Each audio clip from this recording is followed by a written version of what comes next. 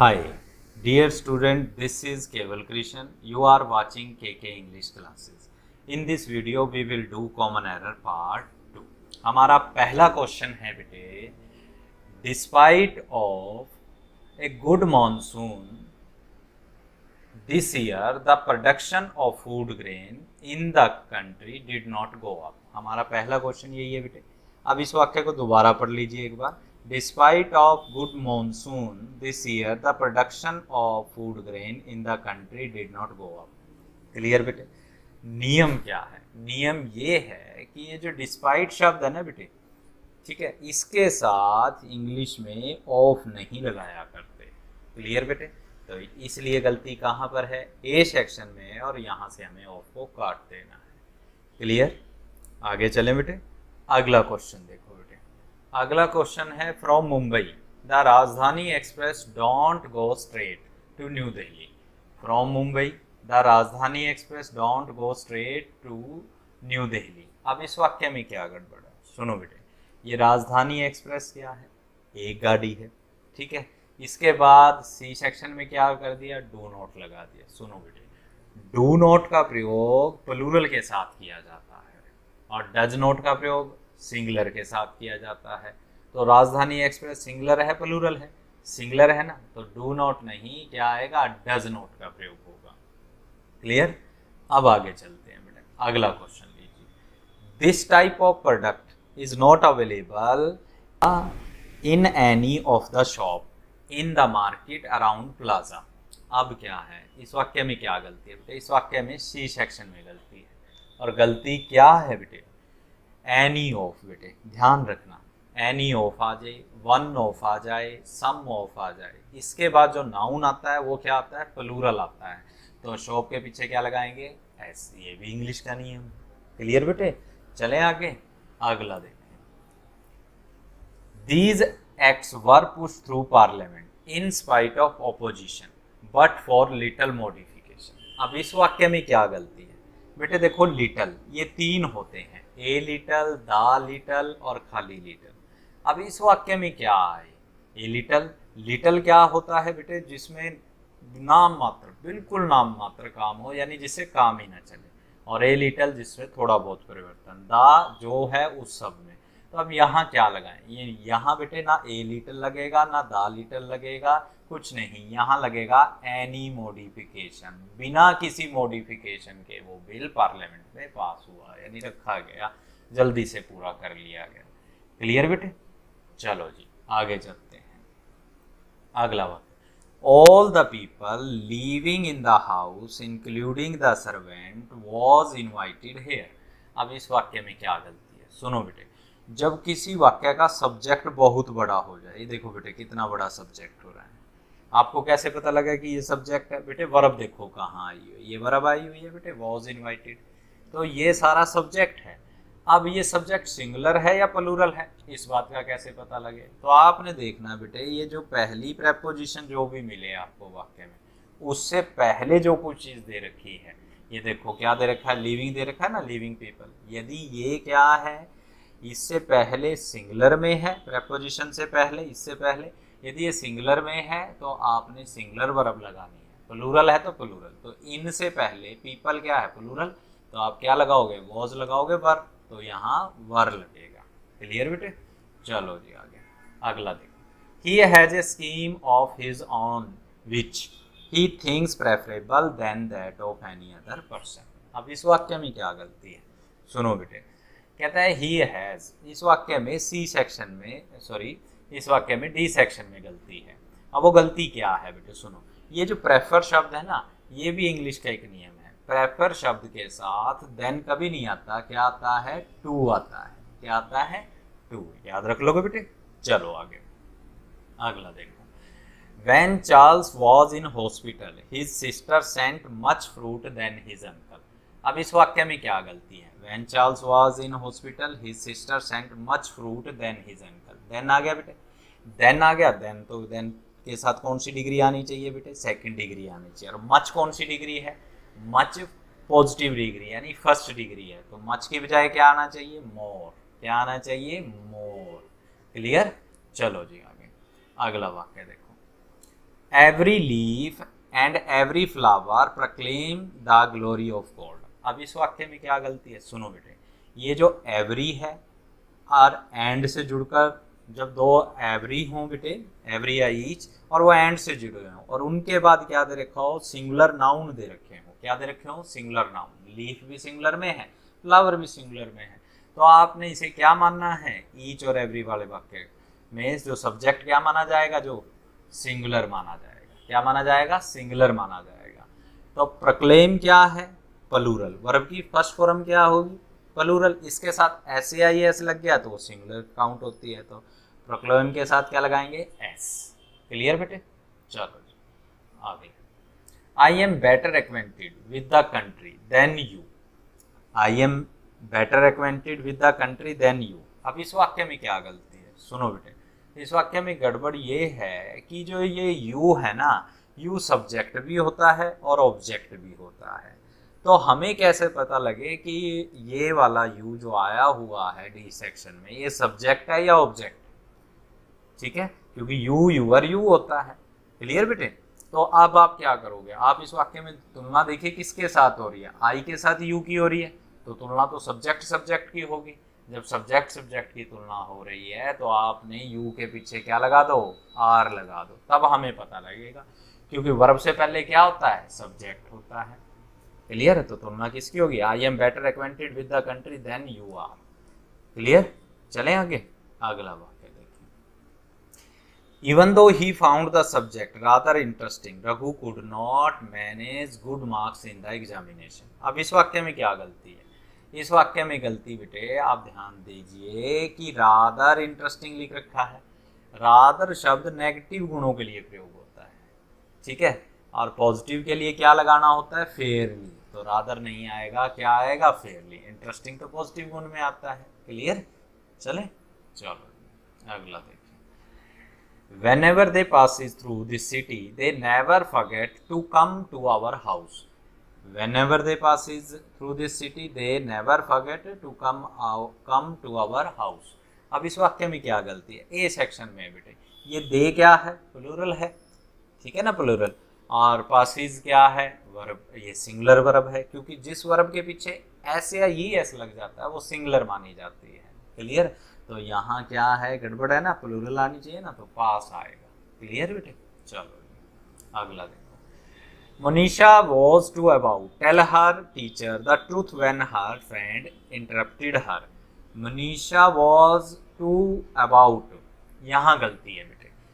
नियम क्या है बेटे, क्या नियम होता है, subject plus is am are was were, ठीक है, plus about plus to plus verb की फर्स्ट फॉर्म, यानी टू जो होता है वो अबाउट के बाद आता है। कहाँ आता है, अबाउट के बाद। क्लियर बेटे, चले आगे, चलो अगला देखें। Meenakshi performance in the film was better than Sangeeta but not so better as Madhuri. अब इस वाक्य में क्या गलती है बेटे, सो बेटर एज दे रखा है, ठीक है बेटे। सुनो बेटे, ये सो एज या एज हो ना बेटे, इनके बीच में पॉजिटिव डिग्री आती है, सेकंड डिग्री नहीं लगाया करते। तो आपको क्या करना पड़ेगा, बेटर की जगह गुड लगाना पड़ेगा, ठीक है बेटे। चले आगे, चलो अगला। As there was only one taxi available I had no other alternative but to pay the fare demanded by the driver. अब इस वाक्य में क्या गलती है, ये बेटे जो अदर है ना, अदर के साथ बट नहीं लगाया करते, क्या लगाते हैं, देन का प्रयोग होता है। किसका प्रयोग होता है, देन का। क्लियर, चलें आगे, चलो अगला वाक्य देखो। My brother in laws who live in Bombay have come to stay with us. अब इस वाक्य में क्या गलती है, सुनो बेटे। जब कभी आपको brother in law, father in law, mother in law का प्लूरल बनाना है तो आपने लॉज के पीछे ऐसे नहीं लगाना, जो मुख्य शब्द है उसके पीछे ऐसे लगाना है, यानी ब्रदर के पीछे लगा दीजिए, तो क्या बनेगा, ये प्लूरल बनेगा, my brothers in law who live in Bombay. ठीक है बेटे, चलो आगे चलते हैं। He will certainly help you if you will ask him in a pleasant manner. अब इस वाक्य में क्या गड़बड़ है, सुनो बेटे, ये कंडीशनल सेंटेंस है, इफ का नियम वाले। सुनो बेटे, क्या होता है, if plus subject plus verb की first form plus object comma subject plus future tense plus verb की first form, clear, plus object, ये होता है, क्लियर। ये आपके नियम है कंडीशनल सेंटेंसेस के इफ वर्ब। तो इफ के बाद बेटा आपको फ्यूचर प्रयोग नहीं करना, यानी विल नहीं लगाना, सिंपल प्रेजेंट का प्रयोग करना है, if you ask him, clear. चलें बेटा आगे, अगला क्वेश्चन देख रहे हैं। He tried as he could. Naveen did not succeed in getting his car started. अब इस वाक्य में क्या गलती है, सुनो बेटे। इस वाक्य में ए सेक्शन में गलती है। वाक्य कैसे बनना था, he tried as much as he could.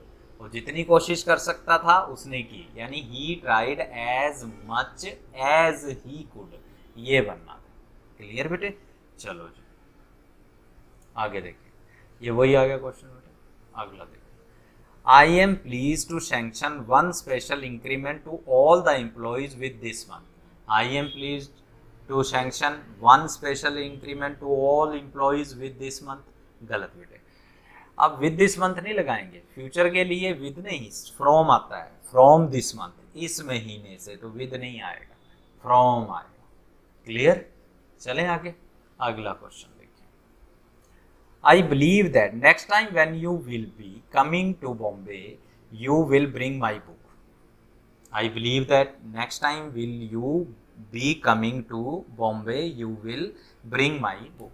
अब इस वाक्य में क्या है बेटा, ये जो when है ना, ये क्लोजेज हैं बेटे, if है, when है, इनके बाद बेटे आपको फ्यूचर टेंस नहीं प्रयोग करना है। यदि फ्यूचर टेंस नहीं प्रयोग करना, क्या प्रयोग करना है बेटे, सिंपल प्रेजेंट का प्रयोग। तो क्या आएगा, when you come to Bombay, clear बेटे।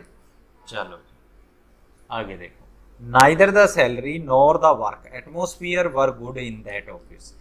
neither the salary nor the work, सुनो बेटे, neither और nor का नियम है, आपने क्या देखना है, यदि neither nor दो सब्जेक्टों से पहले हैं, the salary किससे पहले neither है और नॉर द वर्क एटमोसफियर से पहले, तो आपने जिसके नज़दीक वर्ब होती है ना, जिस सब्जेक्ट के नज़दीक नाइदर नॉर में, तो आपने क्या करना है, उस सब्जेक्ट के जिसके नज़दीक है उसी के अनुसार वर्ब आएगी। वर्क किसके नज़दीक है, एटमोसफियर के।